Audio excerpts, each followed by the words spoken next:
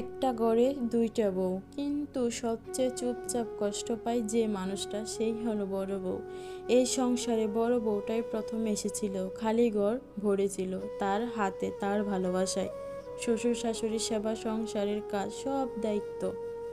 তারপর সময় বদলালো, ছোট বউ এলো, ভালোবাসা গেল অন্যদিকে, দায়িত্ব রয়ে গেল বড় বউয়ের কাঁধে।